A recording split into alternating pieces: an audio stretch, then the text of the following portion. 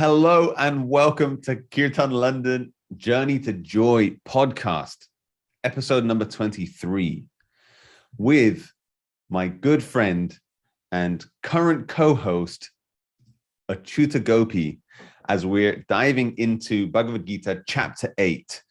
And we are going to be picking up today, talking about a lot of stuff, but we're going to, in particular, probably going to talk about temporality versus eternality, a little bit about the makeup of the universe, how it works, the time structures, and also why we're in a really incredible position in this life. So that's a little bit about what we're going to talk about today. But before we get started, I'd like to pass it over to Acyuta, as I always do, and she'll kick us off with an invocation prayer, which is a prayer to our teachers, asking for blessings and offering them our respects as we dive into this sacred activity. So please take us away, Acyuta. Definitely. Hare Krishna. Om Ajnanatimirandasya Gyananjana Shalakaya Chakshurunmilitam Yena Tasmai Shri Guruve Namaha. Nama Om Vishnupadaya Krishna Prishtaya Bhutale Srimate Bhakti Vedanta Swaminiti Namine. Namaste Saraswati Deve Gauravani Pracharine Nirvishesha Shunyavadi Paschatya Deshatarine Jaya Shri Krishna Chaitanya Prabhu Nityananda Shri Advaita Gadadhara Shivasadi Gaura Bhakta Vrinda. Hare Krishna, Krishna Krishna, Hare Hare, Hare Rama, Rama Rama, Hare Hare. Vancha kalpatarubhyascha, kripa sindubhya eva cha, patitanam pavanebhyo Vaishnavebhyo Namo Namaha.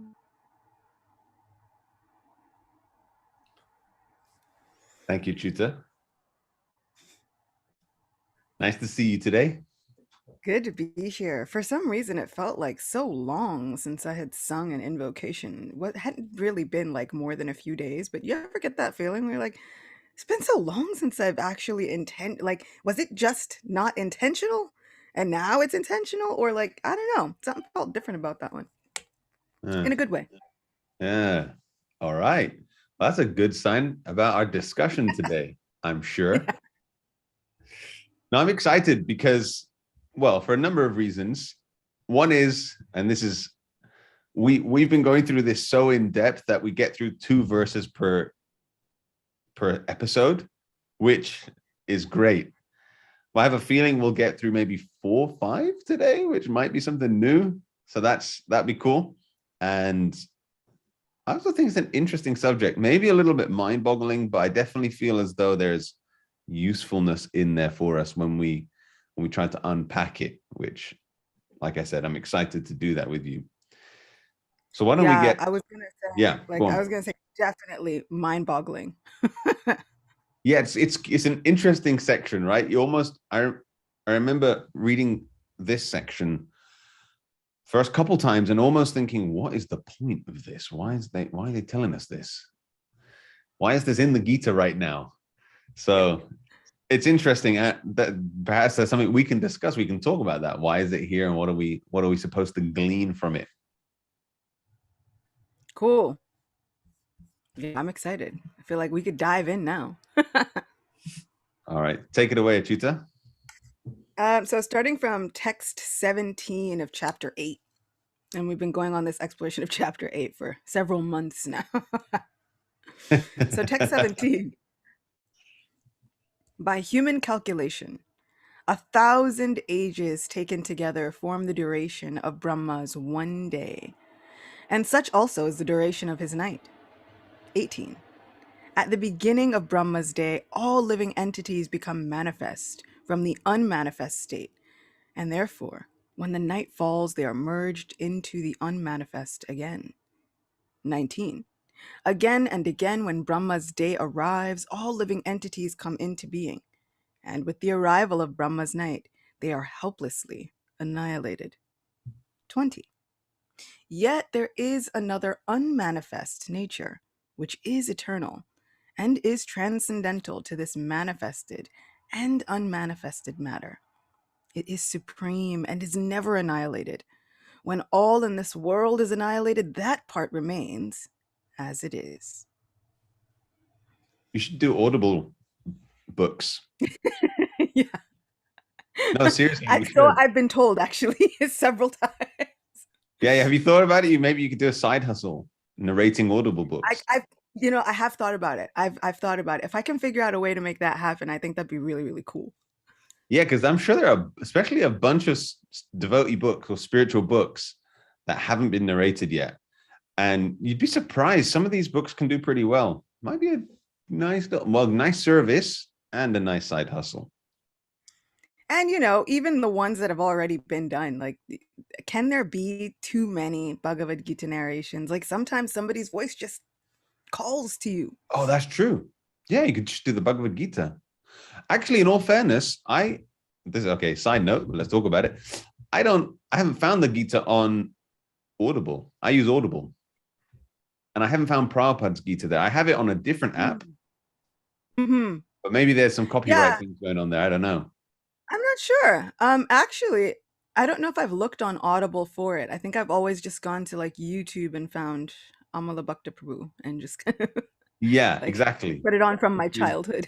And I have another app. There's an app which I use. It's called My BVL, My Bhaktivedanta Library, which has all of Prabhupada's books narrated by another devotee whose name I forget.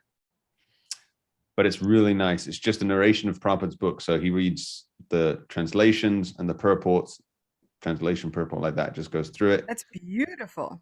Yeah, it's how I revise a study for these episodes often. I'll just listen because you can get through a lot. Listening is, I find, far more, what's the word? It's far more efficient sometimes. I feel I can get through more. Yeah. When I have to read a book, I feel like it's going to take me weeks. And then I listen and it says 5.5 hours of listening. And I think, oh, I could do that in a couple gym sessions. Yeah. And not only that, we forget that this whole situation was a spoken conversation.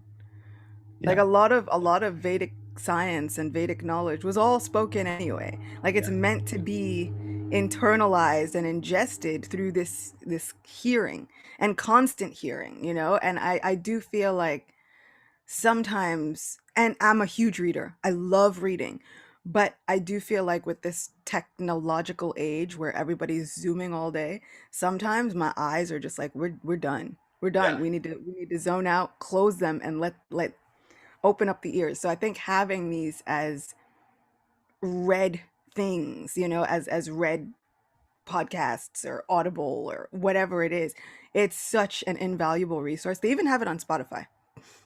Oh yeah, podcasts on Spotify now. Yeah, they have them. And there's a devotee, I think his name is Damodar Prabhu, and he narrates a whole bunch of things. So it's not just Bhagavad Gita, but then they also have sections on Spotify where they have Bhagavad Gita narrated with the Sanskrit sung. It's really sweet. Yeah. Super beautiful. Yeah, you should do it. It'd be great. Yeah, I think, like I said, you're like the third person in a month to say this very thing. I feel like if I don't start listening, Krishna's going to be like, okay, I told you. Now we're going to force you. That's what I was going to say. Well, it's not me. Clearly not me. It's Krishna telling you. All right. Cool. So I really have been thinking about these verses, trying to gather my thoughts so we could talk about it. I had something interesting to say. Not just read it and think, what is going on? That would make for a poor Bhagavad Gita podcast, really, wouldn't it? So I wanted to share at least one of my first initial thoughts about this little section of verses, and then we can take it from there. You can take it away after that. Let's do it. Cool. So I was thinking that what I was personally taking away from this section of verses is that now Krishna is speaking about Lord Brahma and Brahma, however you say it, and Brahma. Oh yeah, it's got a little accent on the A. So Lord Brahma. And Brahma, if you don't know, for the listeners at home, he's the creator of the universe according to the Vedic understanding of creation. Brahma is the creator of the universe. And if you go into some of the purports, so if you go into the purport of 817, they give you a calculation of his lifespan and who he is. They give you a little information about who he is. And he's a Don, basically. He is the Don of the universe. And according to Earth years, he lives for about 311 trillion years, 40 billion years. Anyway, there's a whole series of numbers. Maybe we can look at those soon. But the thing that I was taking away from it is that here's the creator of the universe. And one sentence I really like when they spoke about his lifespan was these, because that's 311 trillion, 40 billion Earth years. But to Brahma, in his experience, it's only 100 of Brahma's years. So it says these 100 years by Earth calculations total to 311 trillion and 40 billion Earth years. By these calculations, the life of Brahma seems fantastic and interminable. But from the viewpoint of eternity, it is as brief as a lightning flash. So it strikes me that, because the Gita is trying to share with us this idea that we're not looking to go to improve our material situation. We're not looking to improve our material situation. And Brahma is still considered to be part of the material universe, despite being the Don. And where he resides is the height of material enjoyment. But it's still being said here that actually his life, if you think about eternality, what is it? It's nothing. And that's why that's not our goal. So as I was reading through these verses, I was just thinking, okay, the vibe of these verses for me, again, it's just reminding me that even if you want to aspire for the highest material place you can go, firstly, it's still a place of, as we read in some of the previous verses, there's still suffering involved in those places. Secondly, it's not eternal. Doesn't matter how long it feels to us right now with material consciousness. It's temporary. Temporary as hell. And in the face of eternity, it's over in a flash. So we should be aiming higher. That's really, that's what it was hitting me as I was reading it. Yeah, and last session that we had, we spoke a lot about this dichotomy between eternality and the temporal Yeah. situation, Yeah. right? Like this temporary versus the eternal, this dealing with bodies versus dealing with the needs of the soul, this whole idea of we keep looking after the car and neglecting the driver, right? Thinking that, oh, I'm gaining weight, but let me take my car for a tune up and that's going to change the whole thing. Yeah. And so, like you said, what Krishna is trying to get at is getting around all of these fixes that we start coming up with in our brains. And Right. so one of the fixes, like Arjuna has already tried to come up with so many mental fixes, right? He doesn't want to do something. And so kind of stubbornly, he's like, I'll go to the forest. He's like, well, that's not going to work. Well, I'll go and take up meditation. Krishna's like, I don't think that's going to work either, bro. And he's like, well, I'll just run away. And he's like, well, that's definitely not going to work. Like there's all these different fixes because not only is he just striving to better his situation, right, but he's running away from this distress. And essentially I feel like Krishna's like, look, as long as you keep running away from the distress or even striving too much for the happiness, you're gonna be completely baffled. And there's a section, there's a verse within, I think it's 7th canto of Srimad Bhagavatam, that says exactly that point, that as long as living entities, any of them, are trying to strive for this happiness to the nth degree, or trying to do away with this distress, their plans and their thinking become baffled. So the whole situation is a little mind-boggling. And so, you get Krishna bringing about the lifetime of Brahma and the lifespan and breaking down all of this time. And it's like, that's mind boggling. And it's like, okay, now he's like, but listen, no less mind boggling than you chasing after this thing. And that for me, like, I feel like that's such a big takeaway, because this whole section can be a little bit like, is a little out there for me. Once we get into math and all these huge numbers and 311 trillion, and I can remember it really well. But what does it actually mean? Like, I cannot put that into like terms, right? Like, I have no idea what 311 trillion years looks like to try and live through. Like, you've got trees that are really not exactly 311 trillion years. And trees are some of the longest living entities. And you don't even think about them as living entities that much, right? People think about them like, that's a tree. And for the peace loving ones, right? They do think about them as living entities, but do you really think, look, there's a soul in there that's just been witnessing for thousands of years, sometimes millions of years, just witnessing. They don't move. Sometimes if you're one of those real hippie people and you're really in tune, sometimes they'll speak to you. But most of the time, people go on about their lives.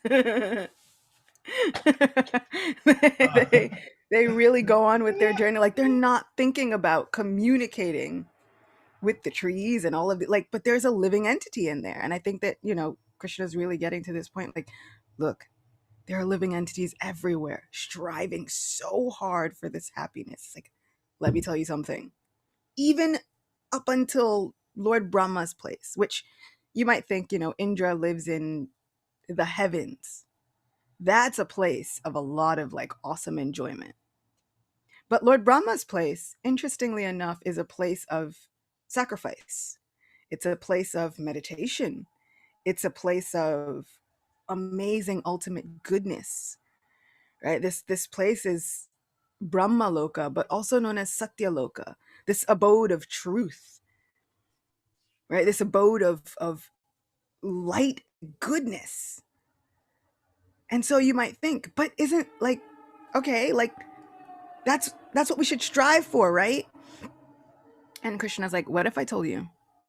What if I told you that even that place was subject to the temporary issues that everybody is facing? He's like, no one is exempt. No one is exempt. With the exception of, like, there's Krishna, he's exempt. Yeah. Right? There's, oddly enough, Lord Shiva, he's exempt. Everybody else is subject to the same things. What I kind of love hidden in this purport, it says, in the material universe, not even Brahma is free from the process of birth, old age, disease, and death. Brahma, however, is directly engaged in the service of the Supreme Lord in the management of this universe. Therefore, he at once attains liberation.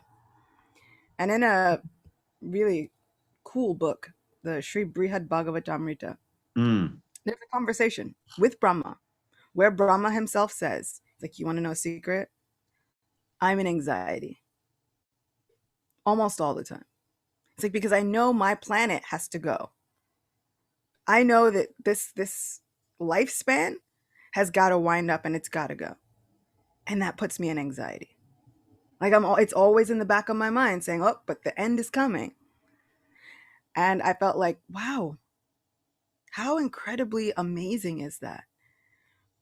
Sometimes as like spiritualists or devotee people, or as, bhakti yogis, we kind of get on a high horse a little bit of like, oh, why are you afraid of like the end? It's nothing but a transition.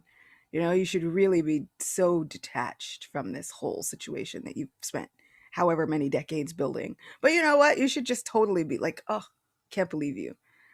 But the creator of the universe is saying, he's like, I'm also in anxiety about the whole thing. So these transitions, they sound simple, but they can be a little bit a little bit scary and off-putting for everybody, anybody. And when we get into those transitions, and Krishna is speaking about where you go, how you meditate, what you meditate on, it takes you to your next destination, your soul's transmigrating, all these fancy words. But really, he's like, I get it. It's a little scary. It's a little off putting. But don't worry, I'm going to be there with you every step of the way, every single step of the way. Mm, And there's an even better abode that's eternal, where you don't have to go through the anxiety. You're working on your own, trying to get rid of all this anxiety and distress and chasing all the happiness, but there's a place where it all happens naturally. mm.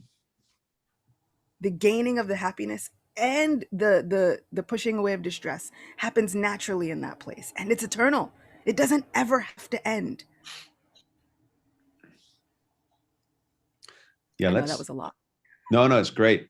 Well, I was just going to say that this eternal place, let's just talk about that for a second, because if we even just break this down even a little bit more to this idea of what's the purpose of existence, why are we here, and just coming back to that some of those basic questions,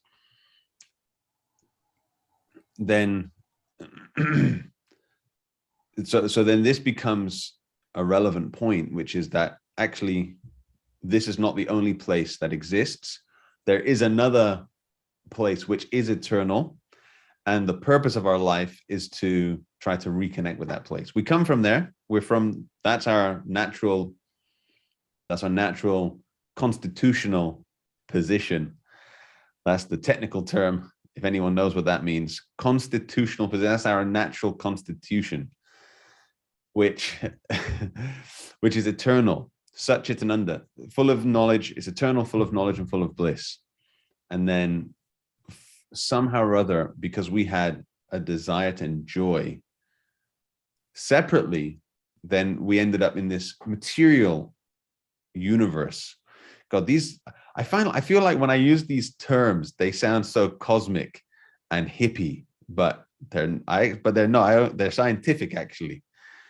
So sometimes I'm trying to think of words to use that are Yeah. not the words that I'm used to using, because I feel like it might sound too out there and too strange. But anyway, if someone's actually searching and their mind is open to hearing spiritual concepts, then perhaps it doesn't sound so strange. But because I've been raised with it, I Well, sometimes wonder to the fresh ear, how does talk about a material realm and a spiritual realm and this kind of how it sounds to them.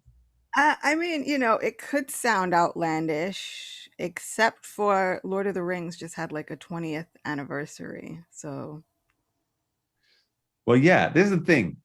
I feel like as well, it seems to me that the modern world we live in, we're so narrow-minded. The modern material concept of reality is so narrow-minded. So probably a bunch of people hearing me speak, because I'm just going to go for it now, by the way. I'm not going to hold back. I'm just going to speak the words that I want to say. And yes. then, yeah. And that way it's fine. If some people think it sounds hippie, that's fine. But for other people who are actually searching, I can imagine it resonates. When you hear truth, it resonates. Yeah. So it's an important thing to understand that we come from an eternal place, and actually not just an eternal place of bliss. Like I said, Satchitananda. And that's why we're suffering. That's why we're suffering here, because we're in the wrong place. We're in the wrong place right now. And like we've been saying, we're trying to enjoy this thing that even in the most elevated place of the material world, like Acyuta said, Brahma Loka, the most elevated place, there's still suffering there. So, okay, it might feel like forever, but it's not. And when you think about eternality, it's over in a flash. So what do we need to do? How do we overcome that? And like you said, it's actually very simple. It's very simple. It comes in a few verses time, so we'll get there. But Yeah. And, do it. I think that what you've said is so poignant and true. Like, it's like there's suffering everywhere. And the reason, the cause for our suffering is this, ultimately, it's this forgetfulness. It's this forgetfulness of who we are. It's this deep spiritual amnesia.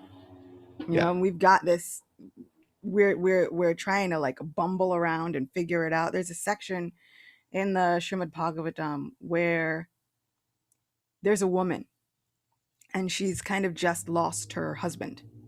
And out from the forest comes this old kind of like Brahmin sage person. And they start walking to her and they're like, "Oh, who are you? Who do you, who's your family? Where do you?" She starts telling her story and he's like, "But don't you remember me? I'm your old friend." And she's kind of like, I don't remember at all. And he's like, "You don't remember, but you've had an old friend since the beginning of time.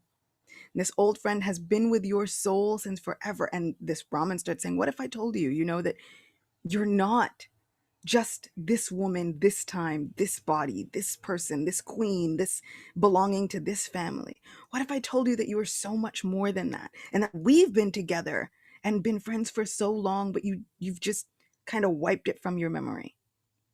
How would that change your identification? How would that change the way that you're suffering right now, thinking, "I've lost my soulmate and the person that was supposed to be there with me, spend this time with me?" And there starts to be a change, and those purports of that section talk about how that Brahmin is none other than Shri Krishna, Mm. coming to remind a soul that Krishna is the dearmost friend. Mm. Saying, So "You've had a beautiful. friend for so long. I've been with you. You just forgot." And Prabhupada says in the purports, he says, that forgetfulness, that idea of turning away from our dearmost friend, puts us in a position where we start to hate devotional service. And that for me was like a big, like, whoa moment. It's like, because you're saying, we all belong to this eternal place. We have this home. So then how do we get here? Mm.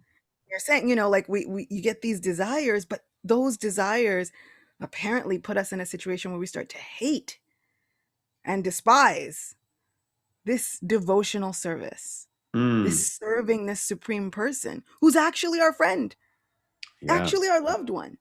Yeah. I've always kind of thought about it kind of like if you ever read fairy tales, and somebody's put under a curse, or you get a good like anime show, and this always happens. Somebody's like turned to the dark side, and they're kind of like the shadow version of themselves. But I Yeah. feel like that's what we're all dealing with now. We've got just the shadow version, and we're trying to get back to the lighter version of ourselves. Mm. And this whole like interesting effect where, and even now we see it, we start to get into spirituality and it's like, oh, but there's this idea of devotional service, and our minds start going, nope, nope, nope. We start rebelling immediately. There's that old programming that starts trying to get activated, like, oh no, no, no, we can't go serve somebody else, because serving ourselves is what's going to keep us safe. It's going to give us all the things that we think we want. Mm. But for how many lifetimes have we been doing that, thinking this is going to keep us safe and give us all the things we want? And it's doing the complete opposite. We're not safe. We don't feel at ease. We don't feel all that peace. The more we get to know ourselves, the more we start realizing that, wait a second, there's a, Sachinandan Maharaj says there's a Krishna shaped Whole. vacuum. Yeah. Yeah, there's a hole in the heart. It's like, and the more that we get in touch with ourselves, the more we start seeing that there's this space here. And then we start trying to fill it with all kinds of other things, and it doesn't work. So hard. I understand with my intellect that trying to enjoy material nature is like an itch that is never satisfied. And the more you scratch it, the itchier it gets. And the itchier and the more intense. And then it flares up into some kind of eczema. And then it turns into something else. And then it just gets worse and worse. It gets itchier and itchier the more you scratch it. That's material sense gratification, trying to enjoy ourselves, this material energy. I get it. So hard to stop. God dang it. And well, what happens is it's like, well, why is it so hard to stop? Because like you said, one of the constitutional natures of our soul Yeah. is to be pleasure seeking. That Yeah. ananda, that bliss part, it's natural. Yeah. So it's natural for us to want nice things, to want pleasurable experiences, to want happy experiences in our lives. Mm. Um, the problem is when we start disconnecting them from that eternality. It's Yes. like trying to Exactly. enjoy your computer for Exactly. a long time without plugging it in. And then Fully. the battery dies. And we're like, how could this happen to me? It's like, well, simple. If you just plugged in, Yeah. you'd be fine. And we're like, no, this computer should work forever without being it. Like, it shouldn't need to be plugged in. It should have its own source. And you're like, that's not how it's built. Like, this is not what this is meant for. Right. Yeah. So And so true. I feel like that's the state of our lives. We keep trying to, without plugging in, right, without tapping into that eternal source of that can give us that never ending pleasurable activity. We keep trying to make this body computer work. And then when the battery dies and we're burnt out and we feel depleted on the inside, we're like, how could this happen? Can't believe this happened. But it keeps happening. Yeah. And we keep trying to convince ourselves that it won't happen the next time. Yeah. I love this point. I really do. Yeah, I always feel like you always manage to bring in something really poignant and positive as well. There's always feels to me like there's always a really nice positive understanding or just base level understanding for you when you're approaching these different spiritual points. So I was feeling like hearing you speak, I was feeling like, yeah, this is, well, like you were saying before, your best friend is always with you. And then now you were saying that we just got to remember to plug in. That's all it is. We just got to remember to plug in. We can try to enjoy. That's okay. That's natural. We just got to remember to plug in. It's not like it's a computer, fine. So we're enjoying the computer, but we keep forgetting. And eventually it turns off because we're not plugged in. And I love that because it reminds me that that is our nature. I don't have to beat myself up about it. So this is something I feel possibly many aspiring spiritualists can struggle with when you're aspiring anything. You're aspiring to lose weight. You're aspiring to do something new, take on a new good habit. And when you're struggling to do that, you can beat yourself up about it. Same's true of spiritual life, right? So I love the way you put that. It's just, if I can just remember that actually I'm doing all these things, I'm trying to enjoy, I'm trying to enjoy, I'm trying to enjoy, I'm trying to enjoy. There I go. But I just have to remember to plug in. And that's actually, it's that simple. I have to remember to plug in. I have to remember to just connect with Krishna one way or another. Try to do it as often as possible. And it's that simple. It's that simple because that process of plugging in will gradually, it will do the work that it needs to do. And that's, and I'm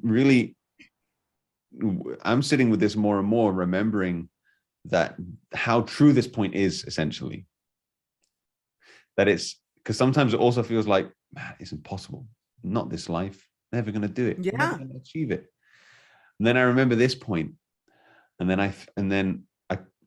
I hear I hear a pastime, or I read something and it reminds me, or I hear you say something, it reminds me. Wait a second, it's that simple, and it's doable. It's doable in this life. And actually, And yeah, go on. even, more than it's doable and necessary. Yeah, We and like you said, there is so much put on the success, and it's like I'll never reach the goal. I'll never get the success or the thing. And I think it bears pointing out that even though there is a more eternal place, Brahma's abode has a Vishnu of its own. Like, Brahma's abode is not necessarily a bad place to be. And it's also filled with people who are committed to their spiritual path. Mm, So even though Brahma is saying, he's like, I'm in anxiety, like my place has got to go. I'm in charge of a lot of things and a lot of people. And it puts me in a little bit of a like, ooh, this is going to work out, right? But I also feel that it speaks to Brahma's faith because he still keeps going. He still does his job, mm, knowing that this is his service. I've mm, got all these people under my command. I've got to still do the creation thing. I've got to like make sure that things are running smoothly. And even though I know that this is not the most eternal thing, what I do know is that this is making my Lord, my best friend. This is the service that I've been called to do. And so Brahma Loka is, or Satya Loka is not a place where, like we say, it's filled with misery or anxiety. But what really is that misery? Is it the same thing that we're going through? No. But there is a lot, there's like the mind, where the mind is still, it says, all living entities are struggling with the six senses, which include the mind. And so I think that that's where this suffering comes from, which for all of us is true. A lot of our suffering happens here. yeah. So much of it happens up here. Yeah. But and it's the Right. same also for Brahmaloka. Fun fact: I once was asking my own spiritual teacher and trying to find out like what's the deal. We see so many spiritual paths. We see Christians and Muslims and all this. Like where do Christians go? And it's widely known in Vedic science, and Srila Prabhupada has said it several times, which I read after. But they go to Satyaloka, Really? which is kind of cool. Yeah.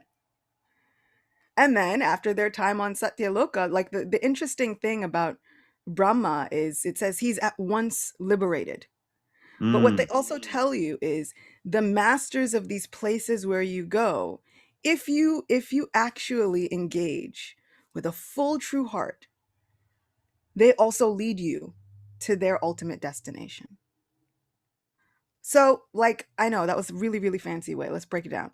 Um, so like people on Mount Kailash, where Lord Shiva lives, right? Lord Shiva is known for being such a relaxed, like, savior, Like for mm. for any of the people that need guidance and society is really not looking at them, Lord Shiva's like, I got you. Come on over here, you're fine. It's Yeah, like yeah, yeah. all the societal weirdos. Lord Shiva's like, no, no, it's good. It's cool. And he's also known as like the spiritual master, the spiritual teacher for the entire universe. It's commonly noted that if you don't have a teacher and you're really really striving for one, sometimes you can ask Lord Shiva, and Lord Shiva will either become your teacher or show you the way to a good one.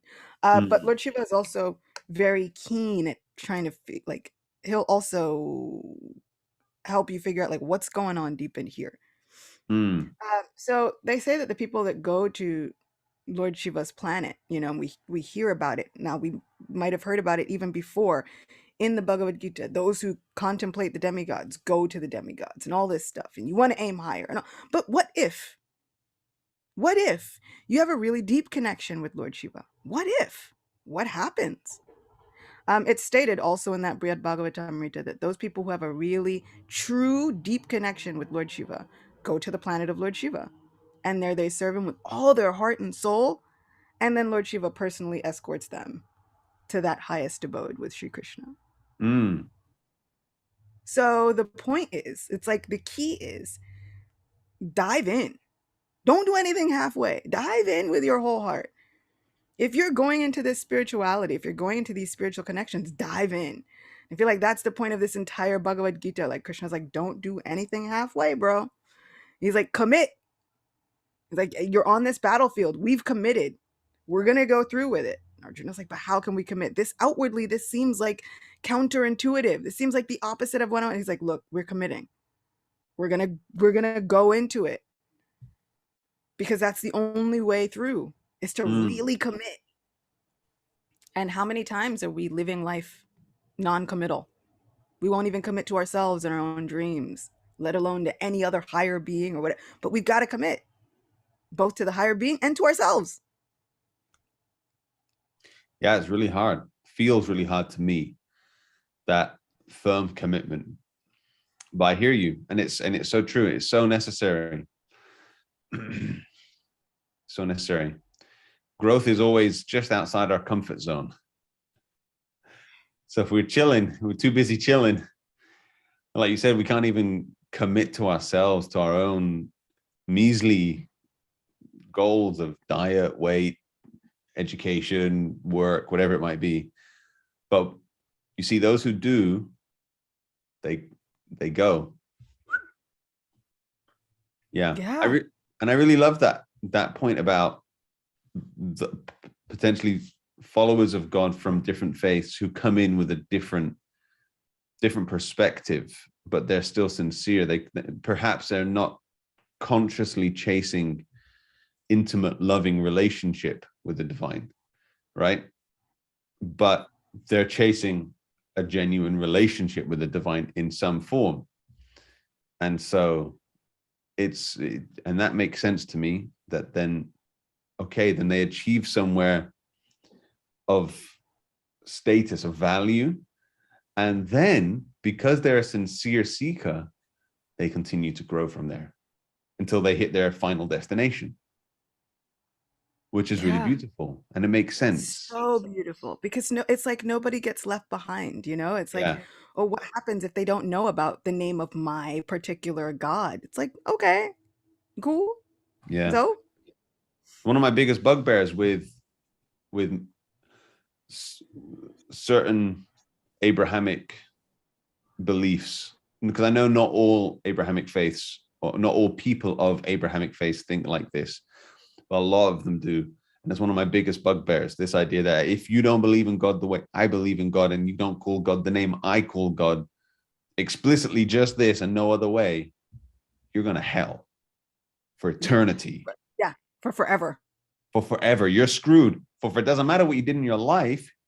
You don't believe in my God, you're going to hell. And if you had a really shitty life, but at the end of your life, you say, I believe in you, God, by this name only, then you go to heaven. But the other person screws. So it's just one of my biggest bugbears. But this to me it resonates with me. I really love it. I love it. And you know what's really crazy and a little bit scary? We say it's Abrahamic faiths, but I've seen it so much, even in like Hare Krishna society. I've seen it. Right. Right. We Really? do it to each other. And maybe the hellish torture is not forever, but it is. There's so much of, if you deviate, there's like, oh, but isn't that a sin? Oh, but isn't that a, and I'm like, what? Judgment, a lot of judgment, you mean? Yeah.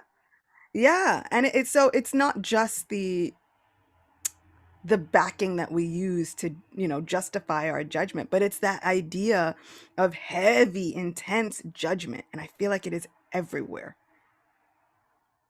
Yeah. It's very And true. Very true. I used to think that Krishna consciousness was one of the only places where you get that most intimate, loving relationship with God. And I'm like, everybody else has this. But here, we've got the goods, we've got like the lowdown on the whole situation. And then I started stumbling onto the writings of Christian mystics. And A that's lot why of I them are, said I did say certain Abrahamic people. I know not all of them.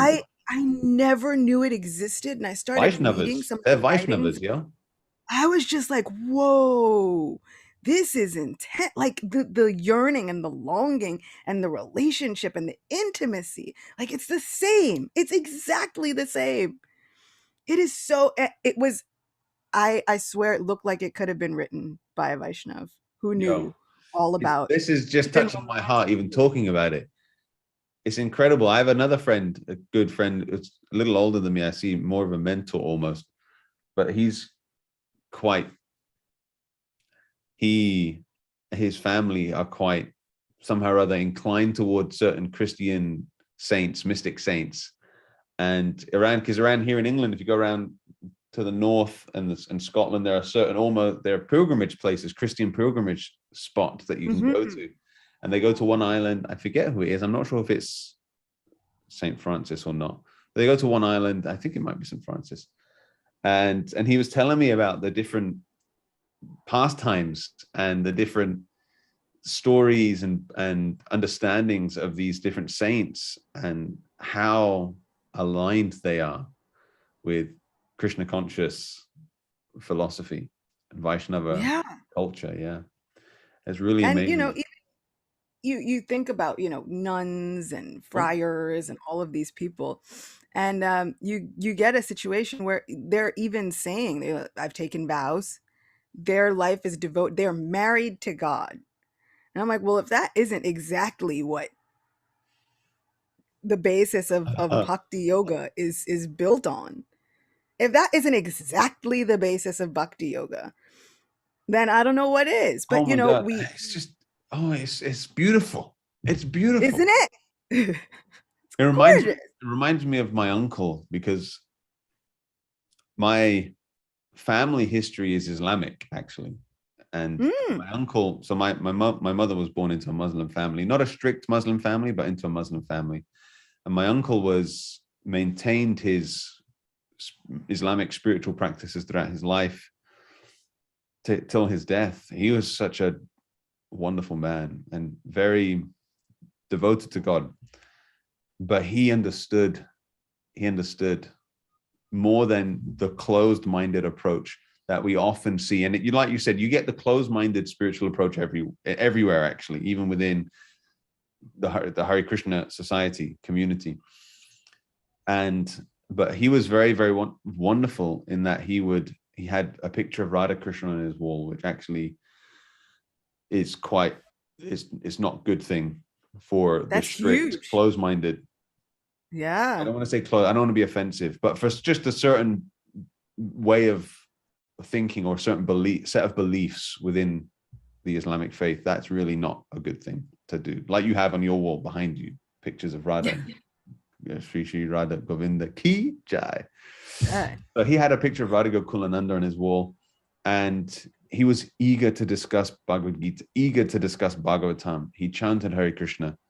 Yeah, he also did his 5 daily prayers. He worshipped Awesome. Allah. He would refer to God by the name Allah. That was the name he used.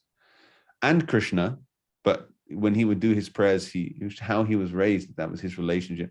And he even wrote his own understandings down. He did a small section of 1 page, almost articles about his understanding of God. So beautiful, so sweet. And you can see to me, he was a Muslim Vaishnav. That's what I would call him. He was a Muslim Yeah. Vaishnav. Yeah. I feel like, when we really look at these spiritual souls, it does, like, the sectarianism matters less and less the more we get in tune with what the ultimate goal is and loving God. There's one section where Sri Chaitanya, uh, who was in Bengal, which was before it was split up into Bengal and Bangladesh, and you had East and West Bengal, right? So you have Sri Chaitanya, and it was a big Muslim country then, just like it kind of is right now. Like there's a lot of tussle. This tussle's been going on for over 500 years.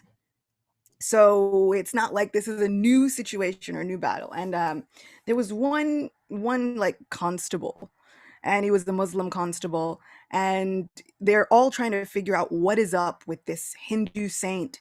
He looks a little crazy. He dances through the streets. He sings everywhere he goes. Like, what is happening? He's like embracing lepers and all kinds. Like, what is going on with this guy? And he's creating like an uproar in the hearts of everyone that he meets. And this constable's trying to figure out. And there's this one like Muslim ruler, and they're talking to each other. And then the Muslim ruler kind of he goes to sleep, and he has a dream. And in the dream, he says, I saw a being. And I said, who are you? And he said he looked like this same sannyasi, this monk, this saint. And I'm asking, who are you? And he's saying, you've worshipped Allah your entire life. You don't recognize me? Your God is standing before you and you don't recognize me? He said, as atonement, you go to those Vaishnavas and then you take initiation. So he gets up the Oh, next no day, goes, way. takes initiation. Oh, But wow. everybody's asking him, they're like, what happened to you? Like, what's going on? He's like, no, you don't understand. It's the same person I've been worshiping and just having that section where Sri Chaitanya himself says, the same Allah you've been worshiping, I'm right here. That, to me, I'm like, you don't have to forsake your spiritual path. No. You don't have to forsake this whole thing. You don't, like, just add in what makes it better. That's it. When Prabhupada, and that's why it makes me feel like when Prabhupada was asked, what if we're practicing Christians or we're practicing Muslims? Then he would say, good, then be a good Muslim, be a good Christian. When you think about it, he wasn't saying that statement lightly, actually. He wasn't saying it just to brush them off and say, yeah, don't worry. He meant it, actually. Be a good Christian, be a good Muslim, do it well, do it with your heart. And we're all on the same path. Yeah, because, like we said last time, whatever it is that you focus on for long enough will become your reality. Mm. And if that is spirituality by any other name, thanks Shakespeare, would be just as sweet. Like this spirituality, any name. He said it. He's like, you love Jesus, then chant the name of Jesus. Mm. Because he was able to see that understanding that I know exactly where this will take you. Exactly. Prabhupada, he's like, I know exactly where this will take you. And it might look like the road is long, but who's to say? Who am I to say that road is longer? But we just also heard that 311 trillion years was nothing more than a flash in the face of eternity. That's right. And it doesn't even feel that long for Brahma. It feels like the same 100 years that you and I are grappling with, or maybe might have, or maybe not have. Like, what? Exactly. Who knows? Exactly. Yeah. At that, this section kind of, it moved from like mind-boggling to hope-giving. And I feel like there's so much of that in Bhagavad Gita. I feel like Krishna is on purpose. Like, he's like, all right, I'm going to scramble Arjuna's brain for a little bit, make it ripe for me to insert the good the good realizations. Yeah. And then at the very end, like he does this whole thing, breaks down Brahma's like, but that verse 20. And he's like, but there's a more eternal place. There's an easier way. There's like a really fast track to do it. Yeah. And like, and then he goes and he's like, but, and you're on it. Like, Yeah. just stay the course. Yeah. Well, there's in verse 19, Prabhupada also gives one of those, the last couple sentences of the purport of verse 19 is another one that I noticed and felt like it's just one of those, it's simple. It's actually simple. Because it's talking about how, again, it says this verse is again and again when Brahma's day arrives, all living entities come into being, and when the arrival of Brahma's and with the arrival of Brahma's night, they are helplessly annihilated. And annihilated just means they go into some non-conscious state. It says unmanifest. Yeah, but for us, in living vehicles, when we give up the car, it's like our whole identity is gone. Exactly. It Yeah. feels So like a the soul is utter destroyed, annihilation. but the body, yeah, and that we just we're chilling, we're in hibernation for a while as a soul, right? During Brahma's night. So then it's saying how the less intelligent, trying to enjoy this material world, they're trying to get elevated to higher planets and this and that. They don't realize that actually it's just, that you're not really going anywhere. It's still all temporary. And then he says the last two sentences, but those intelligent persons who take to Krishna consciousness use the human life fully in devotional service of the Lord, chanting Hare Krishna, Krishna Krishna, Hare Hare, Hare Rama, Rama Rama, Hare Hare. Thus, they transfer themselves, even in this life, to the spiritual planet of Krishna and become eternally blissful there, not being subject to such rebirths. Now, what's interesting is when we think about it, like you hear a spiritual teacher will return again and again for the sake of the students that they have under their charge. You see people, there's lots of reincarnation, all this stuff. It's like, but if all of you Hare Krishna people have been chanting this mantra, then doesn't it seem like you're not subject to, shouldn't you not be here again then?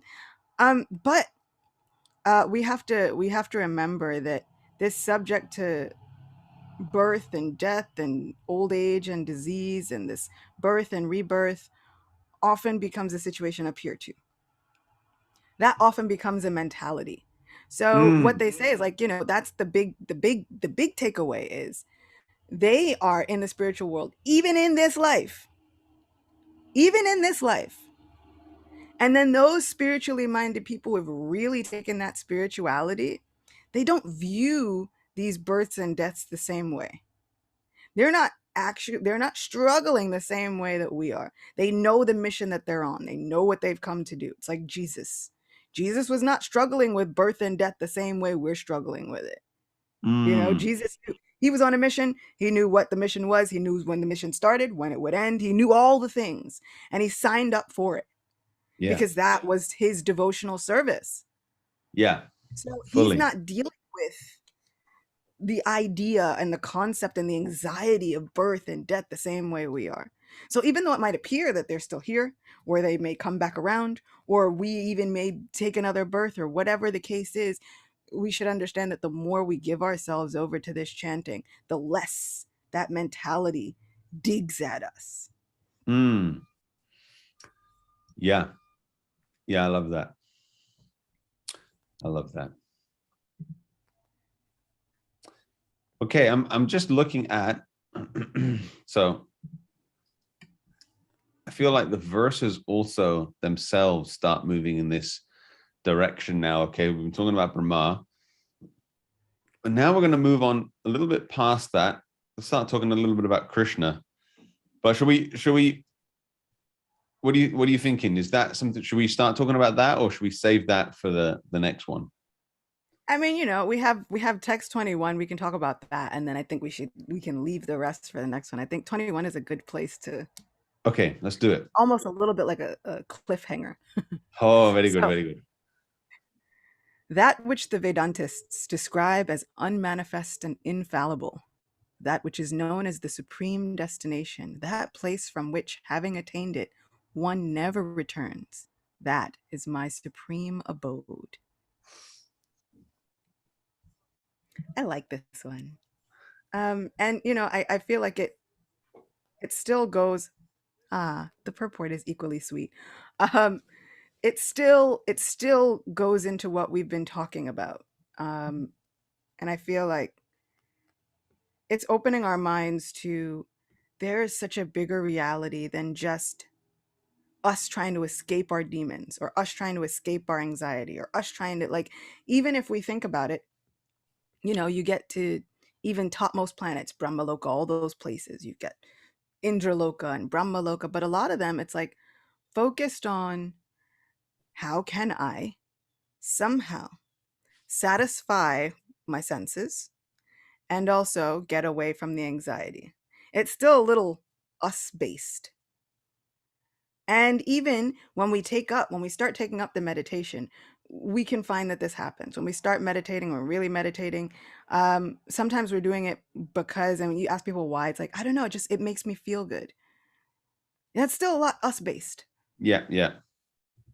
It's still not like a service. It's still on us. And then, we start, oh, but now why are you chanting? Like, you've been chanting for 10 years. Why are you chanting now? Well, because it's gotten me the results that I've been looking for. Still us. Now Krishna is speaking about a spiritual abode. Once we enter that mindset of, wait a second, maybe this whole thing is not about me. Maybe it's about making my person happy. Maybe there's a supreme person who has desires and wants, and it's no longer about me running toward happiness and away from distress, but running towards my person. Once we get there, then the mindset starts to change. The abodes also begin to change. It's Mm. no longer about us trying to make things work. It's now about, wait a second, there's such a bigger picture, and I feel like we are just now getting a glimpse of what this bigger picture is. Okay, I love that. What you're saying is beautiful, because it's talking about the transition from selfishness to selflessness, but from me consciousness to God consciousness, which is what we're trying to do. And when you look at that in for what it is, it's very beautiful. It's a really, really beautiful way of thinking. And yeah, like you said, nice little cliffhanger. It Where we is. go, where we're And, going. just a little assurance, embarking on this path. A lot of people have the mindset that embarking on this spiritual path means you renounce everything, you give up everything, you detach everything, you want nothing, you have nothing. Everything is just kind of this empty situation. When actually it's the opposite. When we've been relying on ourselves to do it all, we feel the most empty. And you could have everything. You could have amassed everything, but you'll still feel that emptiness. Conversely, once we start really committing, right, giving ourselves over to this spiritual path, no matter what we have or don't have, there is such a feeling of inner satisfaction that we're just too busy. Like, you ever get somebody and, like, we've done this before. We've had this analogy. You get into a relationship, you're so consumed with this other person. It's like, dude, did you even eat? And it's like, no, I was too busy. I just forgot. Or the things that we even work. You get to work, you're really consumed, you're giving your all, and you miss lunch. And it's like, dude, what happens? Like, I was in this project. I was focused, I was in it. Now I feel like Krishna's like, okay, you see that same focus. If we just turn it just a little bit, turn it in this direction. Same thing, but only better. And looking at the spoiler alert for this Bhagavad Gita is that Arjuna and his brothers win the war and they get a huge kingdom. They rule the earth. Mm. So this idea of, like, I often feel, at least for me, there was always this fear, like, if I surrender and do all this, what happens to me? Like, what does happen to all these, like, desires and all these things? And um there are so many situations that show that God does not want you to be a pauper. God doesn't really want you to just be poor and struggling and suffering. It's not really God's aim. And the people who you've seen, like, if you're like, yeah, but they dedicated themselves to their spirituality, and look, they have nothing. It's like, Mm. yeah, but ask them if they think they have nothing. They're after something different. All the people who've really dedicated themselves to their spirituality, who look like they have nothing, they never feel like they have nothing. And the people who've dedicated themselves spiritually, and then there are some that God says, no, but I need you to rule over everything. I need you to have all this wealth. And they view it also as a service. They're like, yeah, I've got this wealth, but it really is just a service. Like, no, they're not the people who are like, oh, look at all this wealth, it's great. They're like, it's a service. Believe me. Like, that, all the stuff that they've got to deal with. And the people who have nothing, according to material standards, but they have all their spirituality, are thinking the same thing. This is my service. They're committed. So I think that this commitment is key. It's somehow a secret to unlocking all of this spiritual abundance. By committed, do you mean as in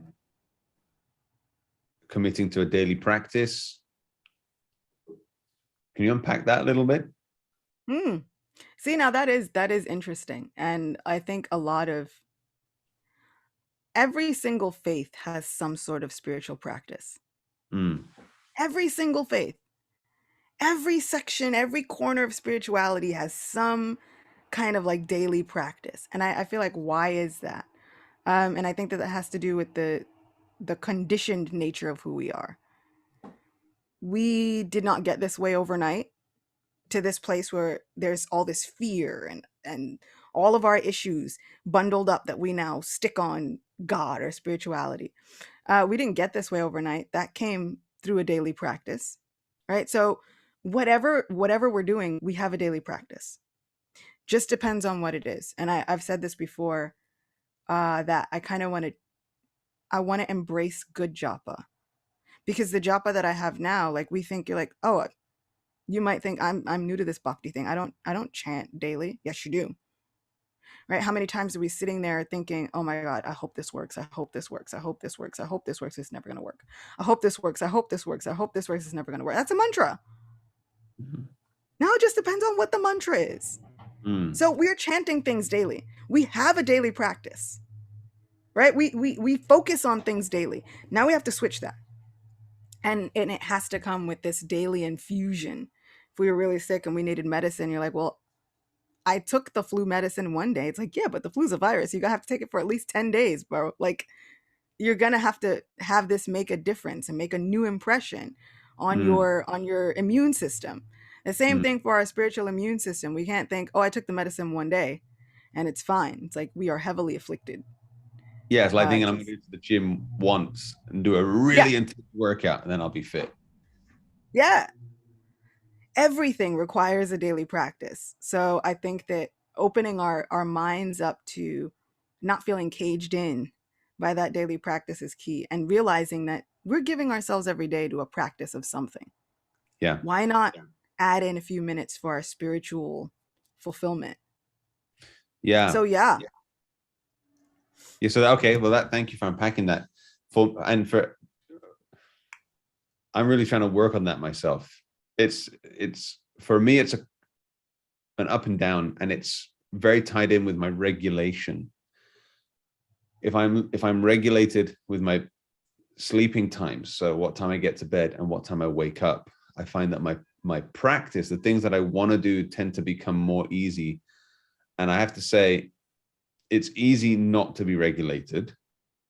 It's hard being regulated, but there's so much nourishment that I get when I am doing it. And it's a constant battle almost to recommit, re-regulate myself, recommit to that early to bed, early to rise, and then getting my practices done first thing in the morning. I really struggle after that. Once 9 o'clock comes around, my mind is, isn't it?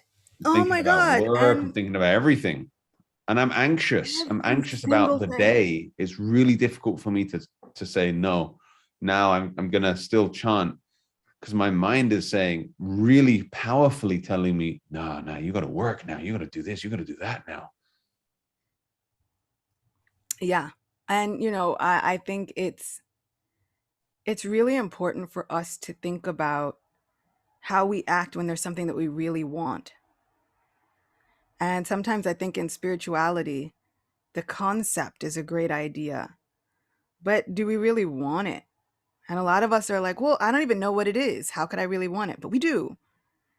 We know it. We've been there. We've been in those situations. Our soul has that remembrance. We've got to try and uncover it. Like, it's deeply buried, way down in there.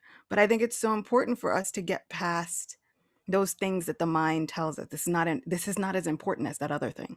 You don't have time to spend on this because you've got to spend it on that. You don't actually have this time. And I'm like, my mind tells me that so many times. When will I finally use my mind to tell me that, okay, you don't actually have time for those other things. You have to have time for Krishna. My mind has been telling me the converse for like over 30 years. I know. You don't have time for Krishna. You have to take care of these other things. Yeah. What if I was able to finally flip the switch and get my mind to tell me, you don't have time for those other things. We need the time for Krishna. Yeah. Yes. Little prayer. That'll be my meditation coming away from So it. yeah, it's up and down for me too. Don't think you're alone. Definitely still up and down. I was thinking of a few things. Two nice stories that I heard recently. One, that when you were talking about how Krishna doesn't want us to be paupers, I was reminded of the story of Dhruva Maharaj,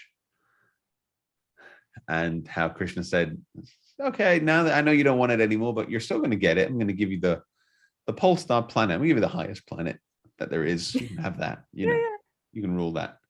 So, and that anyway, that's a whole story, and I have to share. It's a beautiful story, the story of Dhruva Maharaj, and some beautiful lessons in there as well. And the other one I was thinking of was of Ajamil, because I just heard that just recently. Ooh. Just heard that literally today. I listened to the end of that pastime. My parents, okay, perfect time for a plug. My parents Bhagavatam books, their Audible versions in particular. I've been listening. So I'm just in Canto 6 now. And I just heard Ajamil. It's such a nice pastime. So sweet. I will And also shamelessly plug those books, whether you read them or whether you listen to them, they yeah, are essential for this spiritual journey because sometimes trying to get through Srimad Bhagavatam, but like and those stories have inspired me as a writer, as a spiritualist, as a like the way that they have crafted those books, it's inspired me, it's changed the way I look at Bhagavatam. It's really, really, really, really enhanced my whole journey. I told them, because yeah, you shared this last time, and I told them they were really happy to hear that. They were really happy to hear that. I'm super thankful for those offerings. Yeah, yeah, me too. Me too. So that story of Ajamil, it's so encouraging. And it, yeah, Yeah. anyway, so it reminds me of what we're just talking about now, that yeah, that even if we're struggling, like you said, it's a struggle. We're struggling with this practice, trying to keep ourselves focused, keep ourselves fixed on Krishna. Hmm. And we're struggling. And even Ajamil, who never mind was struggling to stay focused, that guy just decided to give up completely and chase the opposite for most of his life. Yeah. Yeah. Hardcore, full on, Right. Like complete until his contrary. 80s. Yeah, until his 80s, until his deathbed. Uh-huh. And yet still somehow or other Krishna protected him. So it gives me a little I kick. heard that entire section of Bhagavatam is it's compiled in that way by Shukadev Goswami and our, spiritual teachers, to show what happens when spiritual people or devotees make mistakes. Mm. Because there's also a section, there's Vritrasura in there, like there's a whole bunch of situations. Oh, I It's can't like, wait to hear what that part. happens? It's like, what happens when people make mistakes? Like, what happens when there's like a blip, like in your spiritual journey? You're like going along and then you veer off, and what happens? And the moral is that Krishna will always save you. Mm. This moral is that Krishna never forgets. He will always save you. Mm. Even if you Mm. think you've made a mistake for decades. Mm. Beautiful. Beautiful. Thank you so much, Acyuta, for another, in my opinion, fantastic episode. No, these I kind of I knew I'd been feeling kind of like sluggish for 2 weeks, and I was just like, no, I know I'll get right again after the Journey to Joy podcast. Yeah. Well, I particularly enjoy our conversations, I have to say. All of them. I can't say in particular today. Just the episodes that we've done together. I always really take a lot away from them. Today was no different. I really enjoyed it today. Some very, very nice reminders and interesting topics for people to contemplate, hopefully, as well. Hopefully, it's not just us taking value away from these, but if there's anyone listening, if there's anyone out there listening, I hope you're taking something away from this. Hope it's useful. Oh, they totally are. And I have to thank you for sharing even stories about your family and everybody's spiritual journey where you come. Like it's so cool and fascinating to hear about. Just seeing how many times all of these paths kind of meet up. Like you've got all these rivers and then you've got a confluence. And when you hear about all of these sacred rivers, one of the most sacred places is considered that confluence, the place where they all meet up. And I feel like that's what these spiritual conversations are like. You've got all these different spiritual paths and all these little rivers, but then where they meet up, like that's the holiest place ever. I feel like when we have these conversations, I feel like I get to see a little bit of those holy pilgrimage places. Yeah. Yeah. Just quickly, I'll share it just quickly before we wrap up. My uncle passed away last year, Mm. and I only found this out 2 days ago. I somehow or other, I hadn't registered this. I hadn't registered. Maybe at the time I did, but I'd forgotten. But my mum told me 2 days ago, we were speaking about my uncle. And do you know what day he left his body? On the disappearance day of Haridas Thakur, who was born A Muslim. as a Muslim, who was a Muslim Vaishnav. Beautiful. He Oh, was yeah. I found that out. He left his body on the disappearance day of Haridas Thakur, a Muslim Vaishnav. if that's not some confirmation. I was just, it was incredible, incredible. So And yeah. for us, we're all like, oh, that's such a big deal. But the big deal is, they let you know that leaving on certain days, or as we're about to see, right? Like Krishna's now going to start talking about the certain times when the person leaves their body. But you gain like the mentorship and the protection of certain spiritual beings when you either associate by reading with them, like reading about them, and that's why there's like a big emphasis on this whole, why should we be hearing these stories about a random person named Ajamil who made mistakes? Sure, it's like the idea is you understand that Krishna will always save you, but by reading about these people, by reading about Ajamil and Dhruva, etc., the benediction is all the same blessings that happened to them start coming into your life. Mm. So by reading about them again and again, and by having these stories kind of impressed on you, these same protection and the blessings start entering into your life. So it's the same as when you even leave on the disappearance day of somebody like Haridas Thakur, this great Muslim Vaishnav, we should know that that protection and guidance is over that person. Mm. Yeah, wow. Beautiful. Beautiful. Well, on that note, I say thank you to yourself, Acyuta. Thank you to everyone at home listening. Veena, at least, has been with us. I know that much. She's been with us in the chat as well. Nice to hear from you, Veena. And those of you as well, others of you who have been listening and following, thank you so much. And we'll see you again in 2 weeks' time. So whatever day that is, 2 Wednesdays from now. Let's see. 2 Wednesdays from now. Where are we? That's March 2nd, because Really? February is so short. Yeah. Well, no, wait. Oh, there we go. The 23rd. There we go. Last one. Oh, yeah. The last 23rd. So we'll see you Last again one. We got the 23rd. on the 23rd of February, 7 o'clock UK time, same place, same thing. We'll see you there. All right, everyone. Have a good one.